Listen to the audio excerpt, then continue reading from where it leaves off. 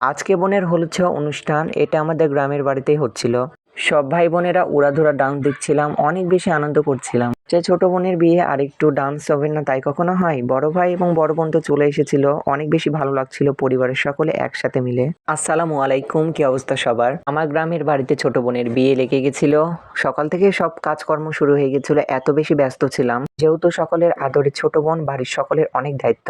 আর কি আনন্দ, সে তো সুন্দর করে একবার নিশ্চিন্তে মেহেদি পড়তেছিল, তার সাথে একটু ফাজলামি করলাম, আমিও একটু মেহেদি দিয়ে দিলাম। ফাইনালি সমস্ত কাজকর্ম শেষ করে অনলাইন থেকে অনেকগুলো পাঞ্জাবি এবং শাড়ি অর্ডার করেছিলাম, দেখছি সেগুলো চলে এসেছে। ফাইনালি আপুটা চলে এসেছিল, অনেক বেশি ভালো লাগছিল পরিবারের সকলে একসাথে মিলে। সকালবেলাতে কাঁচা হলুদ বাটার দায়িত্ব একমাত্র ভাবিদের, কিন্তু তারা তো করবে না। বাইরে দেখতেছি তারা অনেক আনন্দ করছে, পুকুরের ধারে একে অপরকে ফেলে দিচ্ছিল। আমাদের গ্রামের বিয়েতে সকালবেলাতে কাঁচা হলুদ অনুষ্ঠান হওয়ার সময় তারা একে অপরকে ধরে এরকমই কাদা মাখানো হয়, এটাই অনেক বেশি আনন্দ আমাদের। ফাইনালি সমস্ত কাজকর্ম শেষ করে একবারে উড়াধুরা ডান্স দিতেছিলাম।